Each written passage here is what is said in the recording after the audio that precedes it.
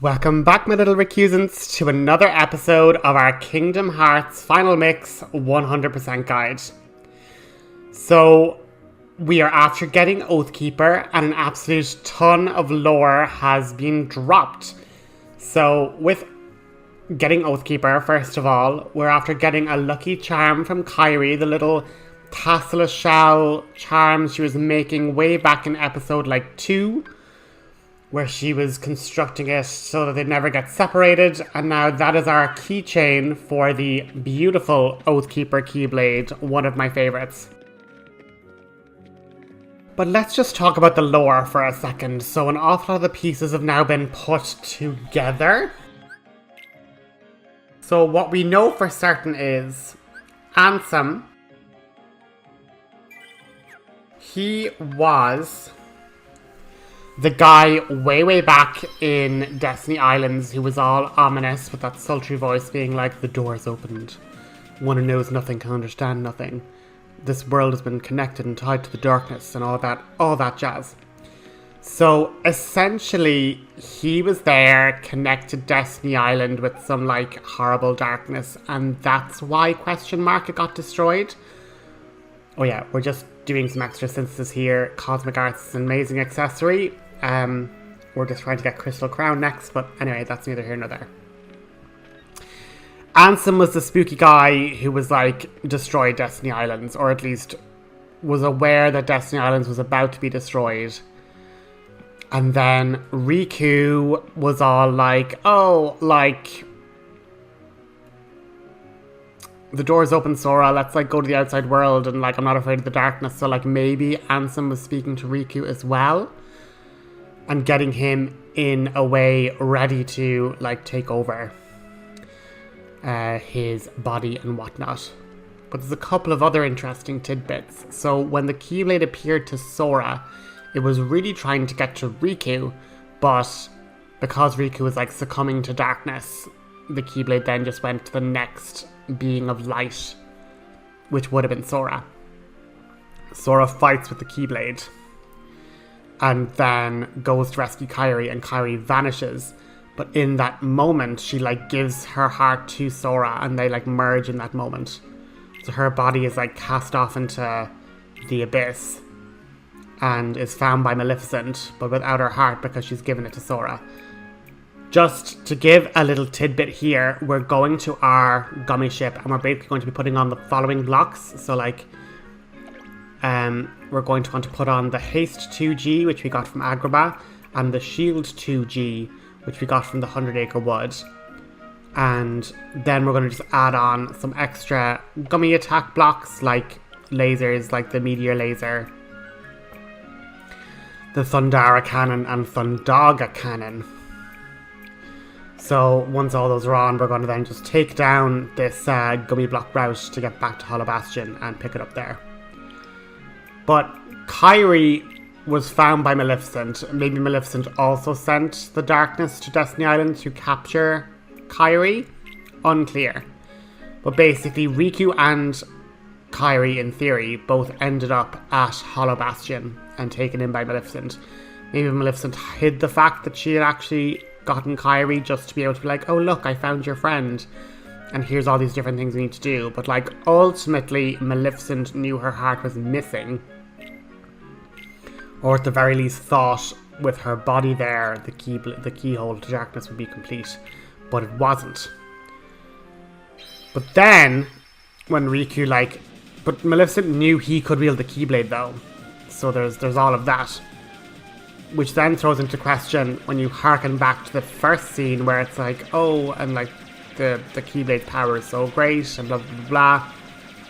And then she's kind of musing, is he going to conquer the darkness or whatever? Or will the darkness swallow him? But either way, it could be quite useful. It's in that specific instance, was she just wondering about Riku? Is that Riku being the Keyblade warrior? It's will he, conquer the darkness, or will it destroy him? But he could be useful in our quest to collect all the princesses. Because Sora 100% was not helpful in the quest to collect the princesses. And it's clear that they've been following Sora for ages. But Also, could it be possible that they were seeking out the princess, like Kairi's heart, and then were just tracking Sora because then they knew all that time that Sora was actually having Kairi's heart inside him? Because it's unusual that Ansem would know, but then again, Ansem seems to just know everything, so let's not vibe or question that too much. But Riku had the Keyblade, but then Sora was like, well, you might have the Keyblade, but I have friends. And the Keyblade was like, actually, yeah, that's a vibe. Riku's a bit of a loner steeped in darkness, so that's not a vibe. So the Keyblade hopped over to Sora again, which we love. And then Ansem like found Riku in that weak moment and was like, listen, why don't you just become darkness itself so that I can then, being a little ghosty man, inhabit you and like possess you and control you. And then when that happened, he was able to then conjure this Keyblade of Darkness that was made up of the 6 Princesses of Heart, which you could then ponder, was this like, a bit like the Keyblades themselves, was this like a universal thing where the worlds, or like the universe, the balance of light and darkness knew that this kind of messed up heart within hearts weirdness has happened, and therefore to get all the princesses, you know, with their hearts back, it required this Keyblade to be made to free Kairi's heart and then kind of put everything back on its cosmological balance. Because once Sora took the Keyblade of Hearts, the Darkness Keyblade, and released Kairi's heart, the Keyblade then had no other reason to exist, because it's like, oh well, there's no longer a Princess of Hearts heart stuck in another heart. Therefore, this Keyblade to extract hearts from hearts doesn't need to exist anymore. Therefore, you know, it evaporated. All the Princesses of Hearts hearts returned to themselves, and then once all the princesses had their hearts back and all present together, they then were able to constitute the Keyhole of Darkness, and then all the Heartless multiplied and darkness, you know, overwhelmed the worlds, and now Hollow Bastion's in a bit of a state. And then Sora becomes a Heartless, and clearly the power of light is to like reconstitute or remake, seems to be. So Kairi, in loving Sora, was then able to turn him from Heartless back to man, restoring his heart, it would appear. But more on that mystery later, I guess. So is Sora just a person-shaped Heartless, or has he actually reconstituted his Heartless? Or his heart? I suppose it has. But we'll have to just question that a bit more. But on our return to Hollow Bastion, none of the save points are registered. So we literally have to like disembark and travel up the castle again. So I'm kind of going to just give little highlights. I'm not going to go through the whole thing. But basically, Beast is there. Beast says the princesses won't leave because they're all trying to use their power of light to hold back the darkness. Which then kind of makes it a bit mean, because like they're now struggling probably because there's only 6 of them, and Kairi's just like, yeah, I'm gonna just chill in Traverse Town, like the other girls got this, you know?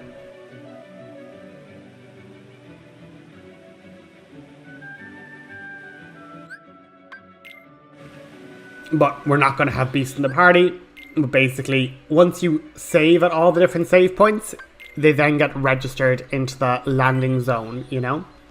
So we're basically going to have to hop along and just get back to the castle gates. But what you'll notice is there's another new bubble that wasn't here the first time. So dive into that bubble, it'll bring you down here, where we'll be able to collect another treasure chest. And I believe it's a stat up. I believe it's a defense up. So always nice to have. And back up above the water we go. Now, even the Heartless here have become way, way worse. And it's now up to us to be able to just fight our way through. But one of the rarer heartless that we're going to want to get a couple of defeats is basically called the Stealth Soldier. But I had to like highlight this again. Sora is perfectly balanced, 35 and 35.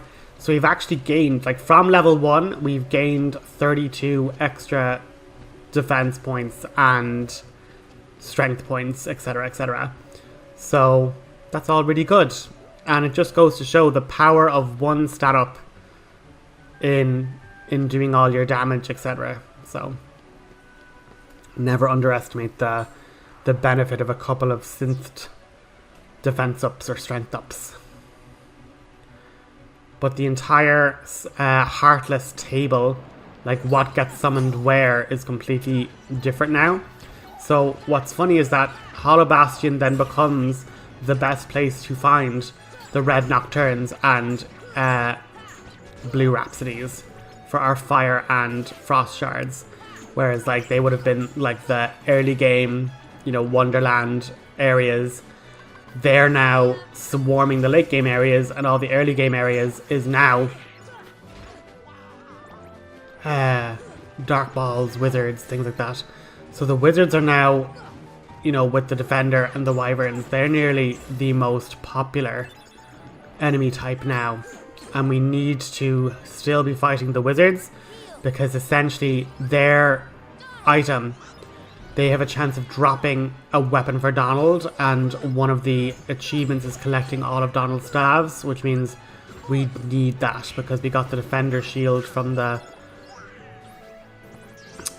We got the defender's shield from the defender heartless, and now you just need to keep fighting wizards until we get the wizard's relic weapon, which is just really frustrating. But what I never think to do with these guys is that they're weak to stop. So you can just stop them, get 2 combos out, and then you don't have to be dealing with their teleporting or their invincibility inducing thunders. So just stop them. I don't do it for a long time, but I kind of just really realized, does stop work? And it does, so there's that. Now, the only thing I will say is go straight to the library. This is for you strength build boys and girls.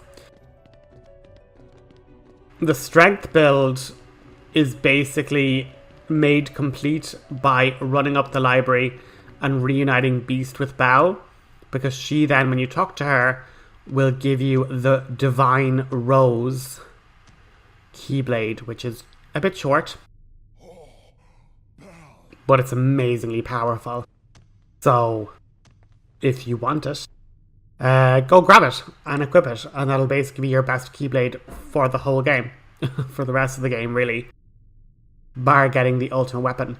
But Belle's like, you've come to seal the keyhole, correct? No, right? Please be careful. The darkness is growing and we've been holding it back, but we can't hold out much longer. And Sora's like, we'll take care of it, Belle. Do not worry. But like, why aren't you with the other princesses?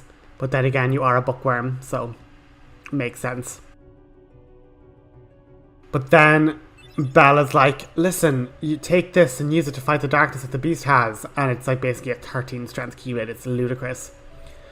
And then Belle's on a bit of a Debbie Downer. She's like, maybe it is hopeless. There's all these different books and I've not found any way to like fight the darkness. And it's like, Belle, you're in the children's fiction section. Like, calm down. Maybe go search on Metaphysical Chaos of the Universe books. Like, let's go. But up here, what's really, really cool is that you're going to be able to fight in the entrance hall. You have the potential of spawning invisible soldiers called the Stealth Soldier. And there it is.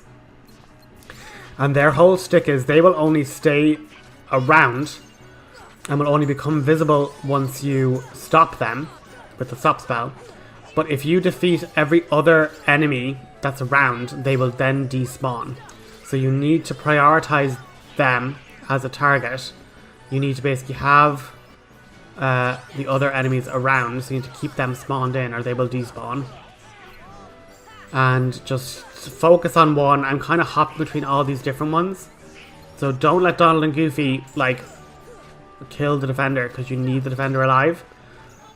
but just stay near it, and then once they get to low hit points, they will no longer be invisible, and they'll stagger a lot easier.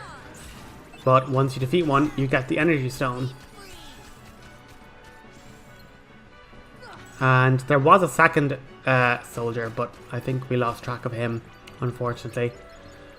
But they're tricky. You don't need many energy stones, but this is where you can find them. They're either in this hall, and they spawn around those different areas. So just find one of them and try and just lock onto it. Stay stopped.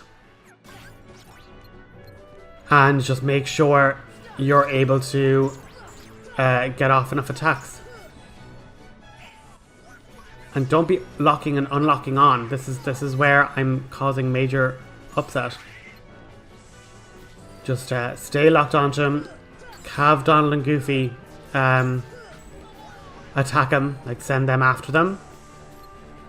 And then once you can keep them stopped. But they hit really hard, guys. So like put your arrow on, put your stops on, and just do your best to stay alive, basically. But there is actually quite an abundance of them. So if you're able just to keep everything stopped and then actually like do thunder or do stop magic on them. Oh, and now I after losing track of it again. They're a tricky old enemy to fight, but if you can send Goofy and stuff after them, it can help you, you know, attack them, because they're basically just soldiers. They don't do anything different than soldiers. The only trick is they're invisible, and they'll despawn if you kill everything else in the room. So just don't do that. But it's a very high chance of dropping stones, you know. So once you find 1 or 2 or 3 of them, like per spawn zone, you can kind of run in, run out, fight the other ones. But you'll notice even from here, like our damage output has greatly diminished from our overpowered state, you know, in previous worlds where we were just running in, one-hitting all of them in Wonderland, getting tons of bounties from Bambi. This is a lot different. But as you can see, we're after getting a bunch of energy stones there, so you know you can just come back once you've encountered plus on. You'll be able to come in and out of the library, re-heal everything, and go hunt for more stealth soldiers. Do up a lot of stop spells. And while you're fighting all these, you have a chance of getting a wizard's relic from the wizards. So you know, it's all for a good cause and all for the one. But if you're not that bothered with all of that, but I mean, bright crystals we also need, and shiny crystals from the wizards, and power crystals from the wyverns. So there's definitely a lot of synth grinding that still needs to be done. So being able to fight, gain good bits of experience, and finish up a lot of items that we need to collect. All very good bonuses. And we get chances to have elixirs. You know, there's a lot of benefits to just being in this area and fighting these types of enemies. Now we have 20,000 money as well.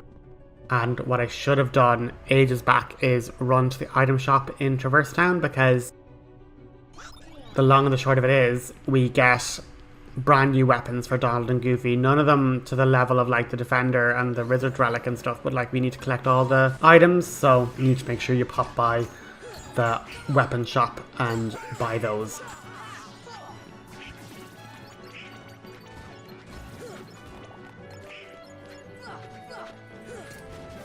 But just make your way back up the castle, guys and gals. Just fight your way. You get an awful lot of good EXP now. Like even the air soldiers are giving like tons of money. Fight off the different wyverns and stuff. I just sort of skipped that, but like just fight the wyverns and red nocturnes. Be able to use the crystal. Hop into your slow moving elevator. Fight the enemies in the middle. Like I skipped all of that as well. That was just really boring. and just make your way back up to the castle chapel where all the other princesses bar Belle. So like again, it's like Kairi's like just fecked off to traverse town, and now Belle's like, I'm a check in the library and just feel hopeless that like there's no hope. And it's like, well, do you know where there is hope, Belle? If you're with the other princesses using your powers of light to like keep back the darkness. Maybe that would be more hope-filled than you just sitting in the library moping around and being sad and just being like, oh my god, we're doomed. Like, even Alice, who is like, you know, a child, is just like, I'm gonna do my part and I'm gonna help beat back this darkness. Now, as I say, you're able to just run by and not deal with this, but I just was like, feck this, I'm gonna just get some more EXP, and then I ended up getting like a power crystal, which was so good. It's like exactly what we wanted and needed. So again, never, like, especially when you're like, I need to grab certain synth items, it's like, well, never give up an opportunity to fight those said enemies that drop those items. What else I will say is that, and I'll do it a bit later on in another episode, but Bambi here, its base drops is lucid gems and its rarer drops are lucid crystals. And essentially, lucid crystals come from the dark balls, but the dark balls are everywhere, but they also really rarely drop it. So just using Bambi to get like 18 kills or more is just really good, and this particular area is quite good at it because you're able to fight on one side of the area and then jump over the other side and, you know, take out all the enemies the other side of the Great Crest as well. So you'll be well able to get a bunch of enemy kills.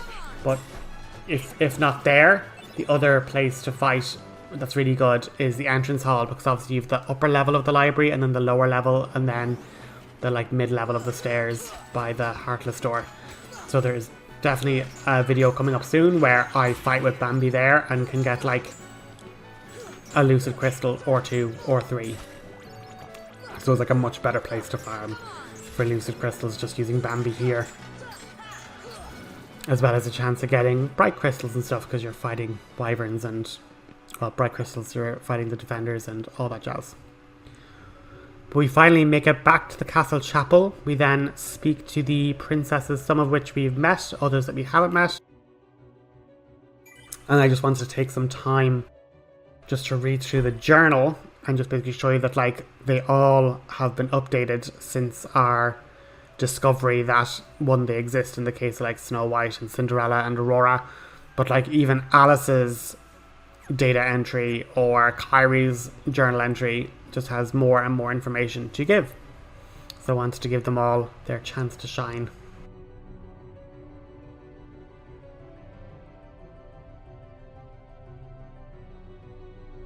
So yeah, these are Cindy and Aurora, obviously, and they have their correct hair colors, unlike their, you know, horrific situation with the stained glass windows. Don't know how that all happened. But he's like, Jasmine, Alice, like, how are you? Hello, Snow. And then at least Jasmine's like, Sora, please hurry. And yeah, it's like, really sorry we took my friend, one of the other princesses, away to like make it really difficult for you guys to like hold back all this darkness. We're like so sorry. But again, we've our Trinity list done. And then we go to characters. We're able to be like, Sora, a young boy fights the Heartless. He sacrificed himself to save Kairi, became a Heartless, but her deep feelings for Sora restored him, and now he must confront Ansem, Seeker of Darkness. Reek was actually the rightful master of the keyblade, but he chose darkness over light. The weapon said chose Sora, and then Ansem exploited this weakness of the heart and possessed him.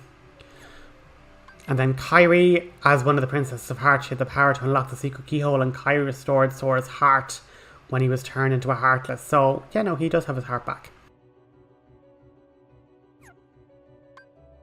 And then we have basically the other princesses. So a beautiful princess, gentle and pure as snow. She's one of the princesses, opened the final keyhole. She was captured by the Heartless and her world has already been swallowed by darkness. And the same thing with Cinderella. She was captured by the Heartless and her world has already been destroyed. So the last one, Aurora. young woman with a lovely voice. She's good with 3 good fairies and cursed by Maleficent. The sorceress captured Aurora to help open the final keyhole. A brave and intelligent young woman understands the beast's true nature, and she's one of the 7 princesses needed to open the final keyhole. She and the beast have lost their world to darkness already. And yeah, that's going to pretty much be the episode, guys. So I hope it was interesting with some good lore discussions. And like, yeah, do not slack on the journal. Jiminy be working super hard to give us all this information. So like, make sure you're checking it out to stay fully up to date. And once we've collected all of the Ansem reports, that's when I'm going to basically sit down and do a bit of a read of that for y'all, just so we can have a bit of a lore discussion a bit later on. But that's going to be this episode, so I will talk to you guys next time. Have a good one.